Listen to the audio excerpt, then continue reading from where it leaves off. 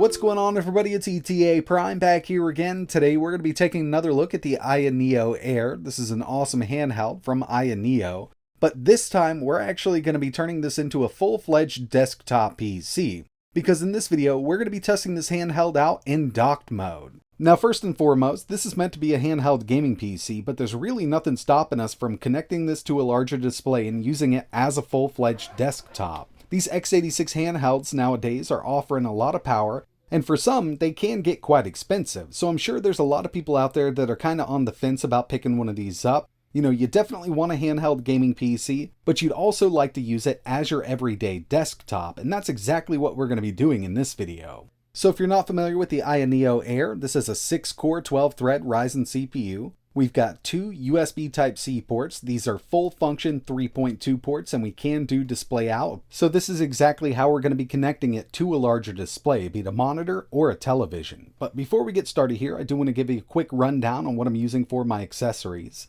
When it comes to a controller, I personally love the Gillakit King Kong Pro. This is the white version that was just released. Looks absolutely amazing and works really well. I've got a Bluetooth Razer mouse, and when it comes to the keyboard here, this is a NewFi Air 75, but you might notice this is AYANEO branded. This is actually a special edition AYANEO Air 75 from NewFi. I've been using these NewFi keyboards for a little while now and absolutely love them. It connects over Bluetooth or a 2.4 GHz dongle. And in order to connect the AYA Neo Air to a larger display, I've got this HDMI dock. So this is USB Type-C to HDMI. We can also charge it up to 45 watts, and it's also got 3 USB 3.0 ports on it. These are relatively cheap on Amazon, and this was actually designed for the Steam Deck, but it does work well with the Air. You can also opt to use an inexpensive USB Type-C to HDMI adapter. I'll leave a link in the description in case you're interested in picking something up. Super easy to get this connected. I'm just going to place it in the dock, plug in that USB Type-C cable, wait a few seconds to detect that signal, and I've actually got this set up to automatically just display everything on the larger screen.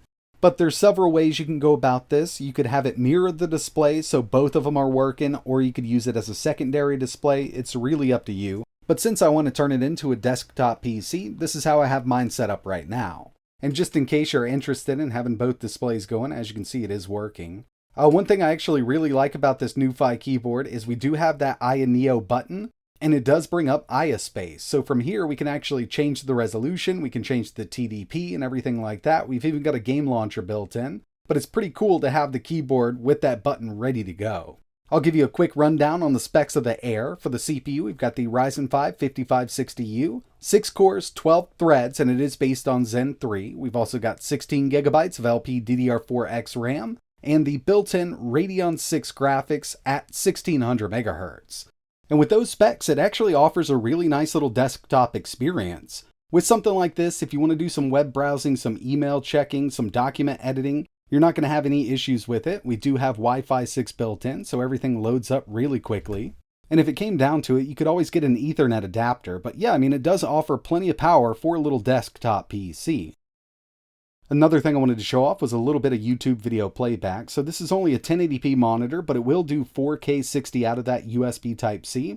I'm still going to set this video to 4K 60. And at 12 watts, 720, 1080, and even 4K video playback runs really well, whether you want to stream it or run it from an external device or the internal storage. So in handheld mode from AYASpace, we have the option to go from 5 watts up to 12 watts. And right in between there, you can go to 8. Great for indie gaming. Personally, in handheld mode, I like running this at 15. It really does open it up. But when I'm in dock mode or desktop mode like this, I usually have it plugged into a power adapter just to keep that battery up, so I don't have to worry about battery life. And I actually like taking this up to around 22 to 23 watts, and the built-in cooling system can handle it. I was actually really impressed. I was hoping we could do 30 in docked mode, but it does thermal throttle quite quickly depending on what you're doing, given the form factor of the handheld itself. But for me, the sweet spot is around 23 watts, and while gaming at 23 watts on this in dock mode, it offers a really nice experience. So first up, we've got Forza Horizon 5. We're at 1080p low, and we do get a few dips under 60 here. I actually average 62 FPS, but as you saw, it did go down to around 58. In some areas, you will see that. So what I did was just take it down to 900p, and the performance gain is definitely noticeable. we can now get an average of around 73 FPS out of this game at 900p low. Very playable, and personally I still think it looks absolutely amazing at 900p.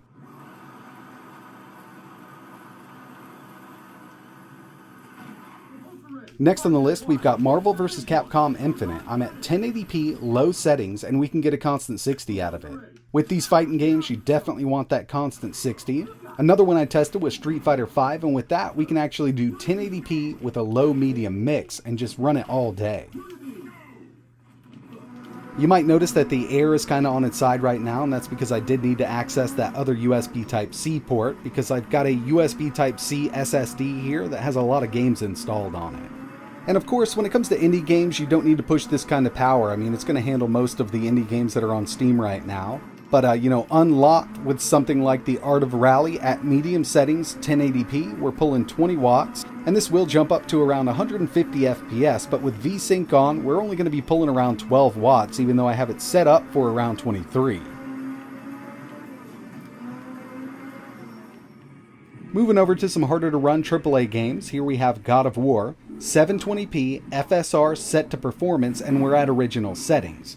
I've locked this at 30 FPS because no matter what we do, even if we were running this at 35 watts, we're not going to run this game at 60 FPS. So I'd say 30 FPS is pretty good with original settings, or if you did want to run this at a constant 40, you could drop it down to low. But even at 30 FPS on a little setup like this is still pretty decent. Cyberpunk 2077 did way better than I thought it was going to do. We're at 720p FSR set to performance, and we can get an average of around 56 FPS out of this game. Now if we turn FSR to ultra performance, we can run this at 60 with VSync turned on, but I just think it downscales it way too much at ultra performance, and everything's just super jaggy.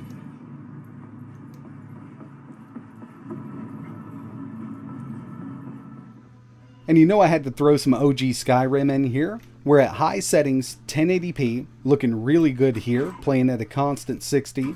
This is one of those games I always keep locked. I mean, you can actually unlock it if you want to from the config file, but 60 is perfect with this game and it plays just fine on this system.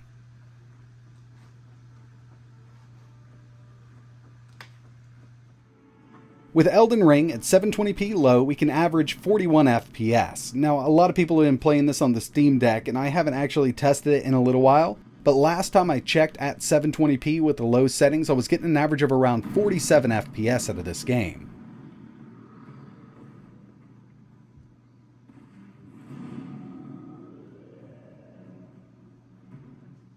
And finally, for the PC gaming side of things, we've got My Friend Peppa Pig. So this is a really intense game. I mean, it definitely takes a lot of power to run it. We're at 1080p Ultra, and I'm getting over 150 FPS.